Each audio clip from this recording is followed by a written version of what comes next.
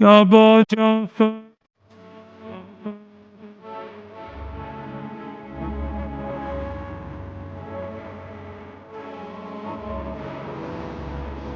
بسم اللہ الرحمن الرحیم.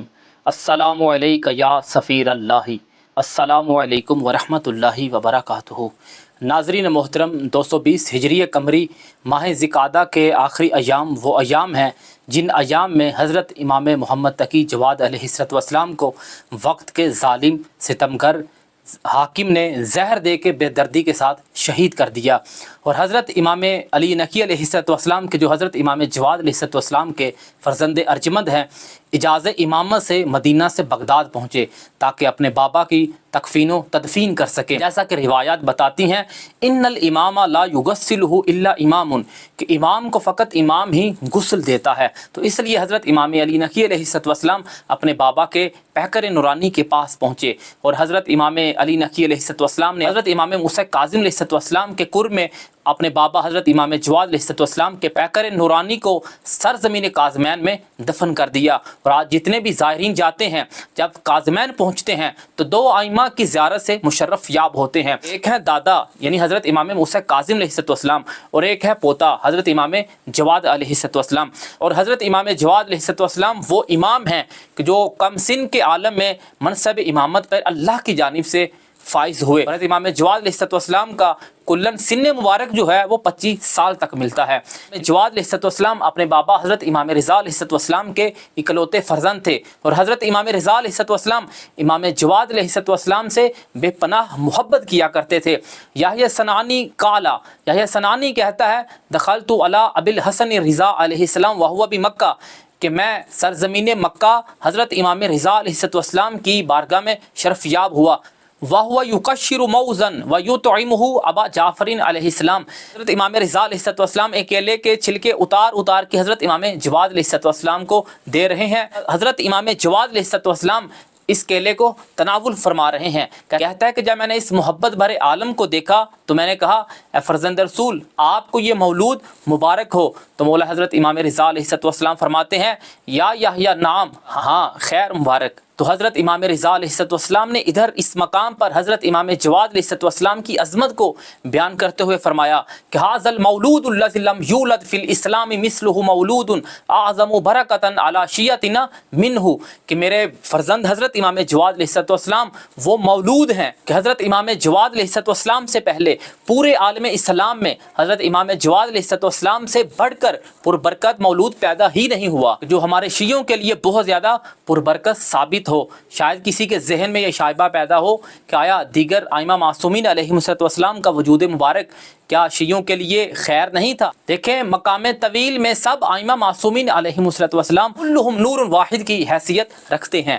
یعنی تمام کے تمام برابر ہیں، تمام کمالات میں، منازل میں، مراتب میں. اور دوسری بات یہ ہے کہ اس روایت کی نسبت دیگر ائمہ معصومین علیہ السلام کی جانب نہیں دی گئی. اور تیسری بات یہ، جیسا کہ واضح ہے، کسی ایک چیز کے اس بات سے دوسری چیز کی نفی نہیں ہوا کرتی.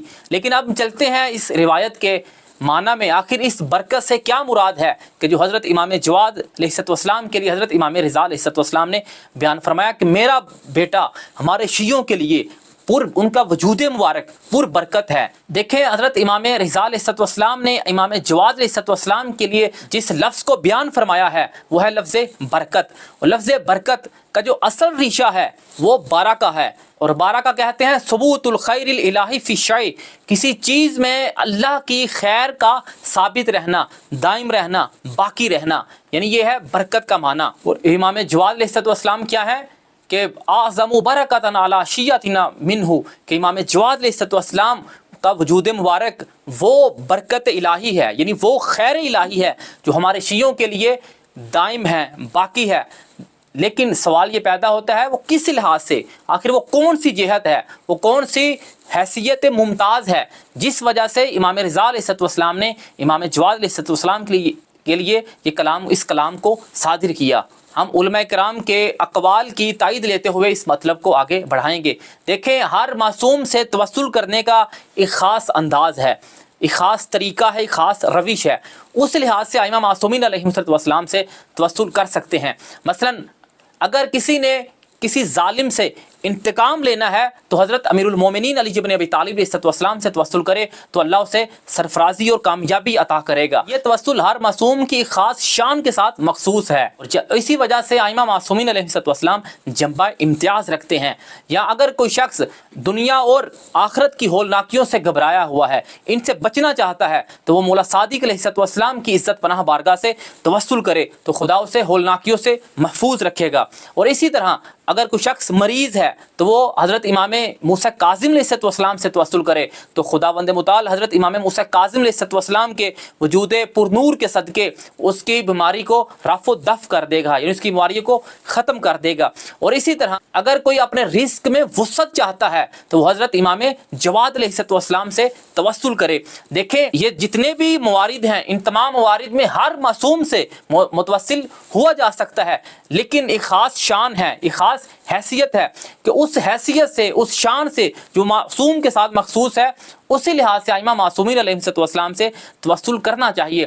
یعنی اگر رزق کی پریشانی ہو تو حضرت امام جواد علیہ السلام سے توسل کرنا چاہیے کہ اے مولا جواد، آپ وہ جواد ہیں، باقی تمام شیعان آل محمد آپ کی بارگاہ کے فقیر ہیں، اپنے جواد ہونے کا لطف و کرم کیجئے، ہمیں اس فقر و فاقہ تنگ دستی سے دور کیجئے۔ تو یقیناً امام جواد علیہ السلام کے صدقے خداوند متعال اس کے رزق کی پریشانی کو حل فرما دے گا۔ اور اسی لحاظ سے اس حدیث کا اس معنی کو سمجھا جا سکتا ہے کہ حضرت امام رضا علیہ السلام جو اپنے بیٹے حضرت امام جواد علیہ السلام کے لیے بیان فرما رہے ہیں کہ یہ وہ مولود ہے اعظم برکتاً علی شیعتنا منہ، کہ وہ ہمارے شیعوں کے لیے بہت زیادہ پر برکت ہے۔ باقی تمام ائمہ معصومین علیہ السلام کے مراتب، ان کے حقائق، ان کی منزلت کلہم نور واحد کی حیثیت رکھتی ہے، جیسا کہ زیارت جامعہ کبیرہ تمام ائمہ معصومین علیہ السلام کی مد و ثنائی، ان کے مراتب، ان کے فضائل اور کمالات بیان کرتی ہوئی نظر آتی ہے، کہ جس کی ابتدا پہلے کلمے سے ہوتی ہے جو حضرت امام علی نقی علیہ السلام کی لسان اطہر سے صادر ہوئی کہ السلام علیکم یا اہل بیت النبوہ